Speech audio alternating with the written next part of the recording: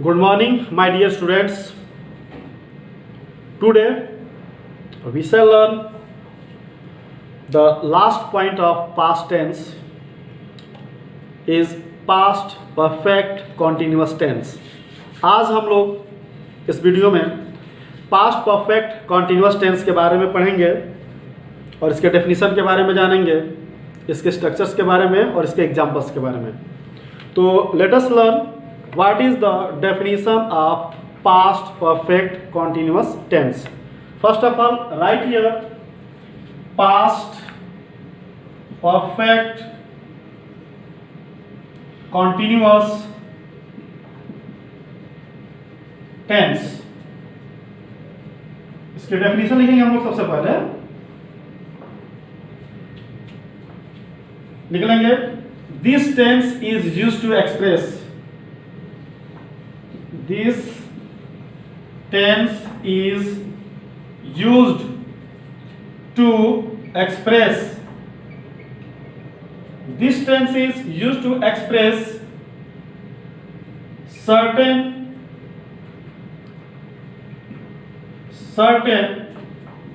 verbal action, certain verbal action has been in progress, has been in progress between two certain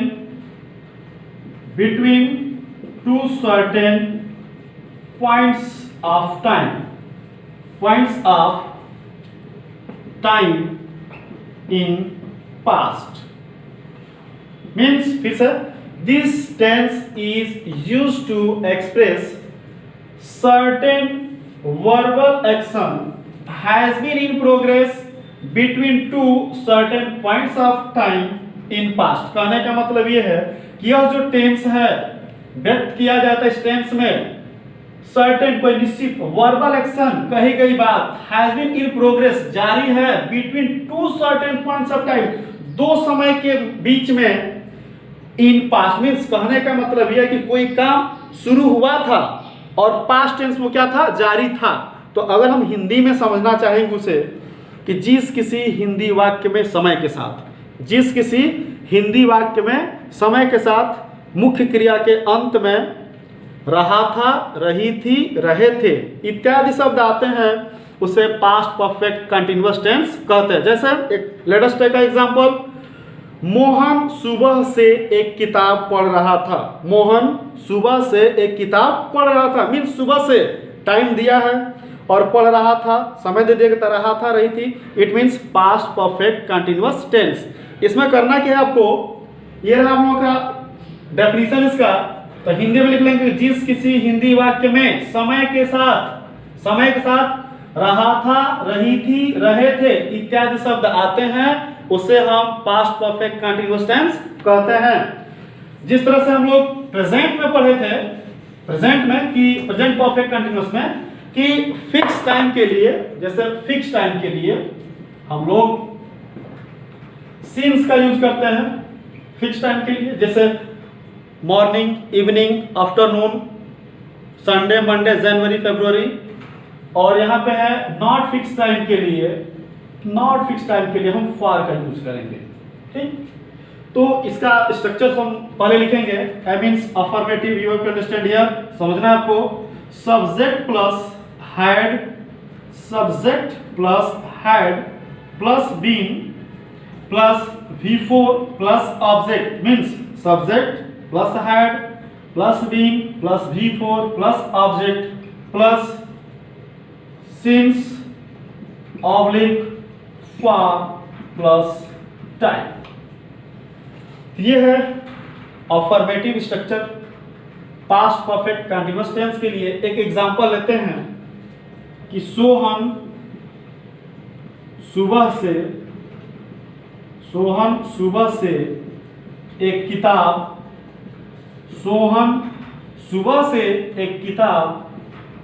पढ़ रहा था। सोहन सुबह से means सुबह से टाइम का इंडिकेशन है, और रहा था, रही थी, रहे थे मीन्स क्या है, पास्ट में हो गया, तो ये समय के साथ मुख्य क्रिया के अंत में रहा था, रही थी, रहे थे आते हैं, उसे पास्ट परफेक्ट कंटीन्यूअस टेंस कहते हैं। इसमें सब्जेक्ट सिंगुलर हो चाहे प्लूरल हो, there is no any type of difference to in use helping verb had. वो सिंगुलर हो, एक वचन हो चाहे बहुवचन हो, सभी सब्जेक्ट के साथ हम हैड का यूज करेंगे। तो यहाँ पे सब्जेक्ट हमारा है सोहन, सब्जेक्ट है हमारा सोहन, फिर हैड लिख लेंगे यहाँ पे had, after that been, Sohan had been. तो मेन वर्ब है हमारा यहाँ पे पढ़ना, रीडिंग, रीडिंग लिख लेंगे। सोहन हैड बीन रीडिंग, क्या ऑब्जेक्ट में है अ बुक, कब से टाइम है तो मॉर्निंग, तो फिक्स टाइम है सिंस मॉर्निंग, सिंस मॉर्निंग। फिर से subject plus had been plus V four plus object since oblique for plus time, इसमें अदर वर्ड भी जोड़ सकते हैं। तो Sohan had been reading a book since morning, Sohan सुबह से एक किताब पढ़ रहा था। निगेटिव के लिए यहाँ पे स्ट्रक्चर हम लिखेंगे, सब कुछ यही रहेगा, हैड और बीन के बीच में नॉट करेंगे, subject plus had plus not plus been plus V4 plus object plus since oblique for plus time and full stop here.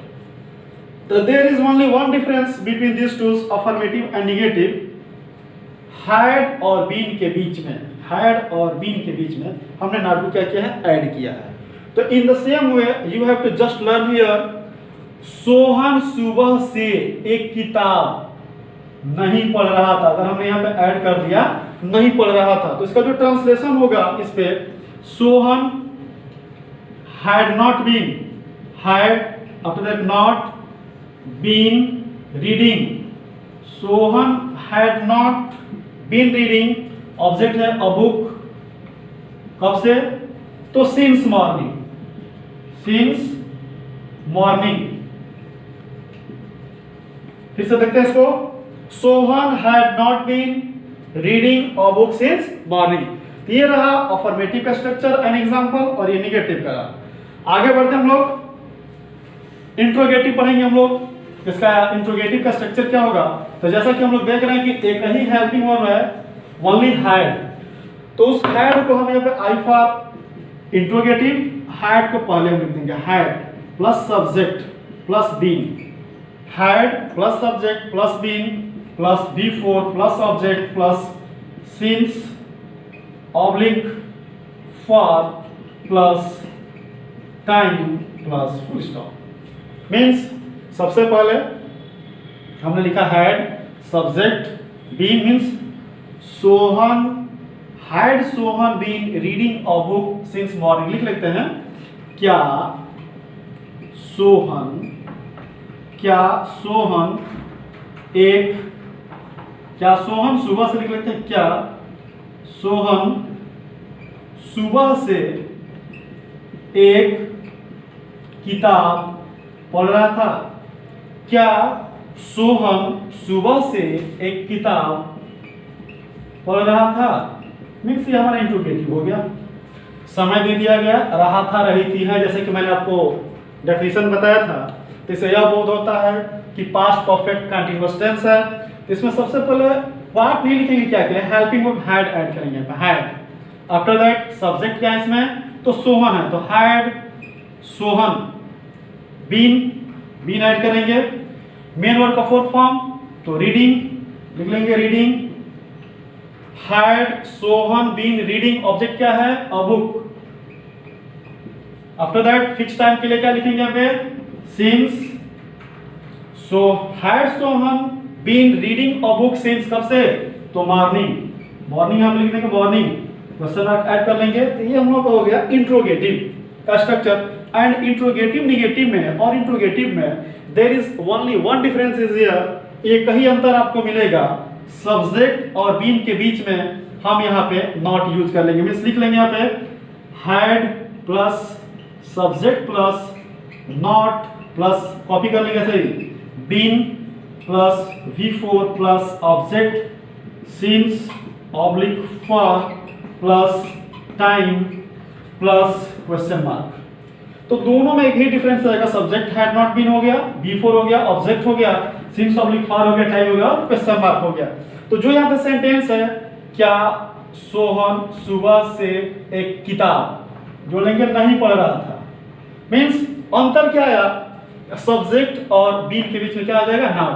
तो ये जगह यहाँ पे लिखेंगे हैड, लिख लेंगे इसको, हैड सोहन, हैड सोहन कर लेंगे, हैड सोहन, नॉट यहाँ पे नॉट, फिर been, had Sohan not been reading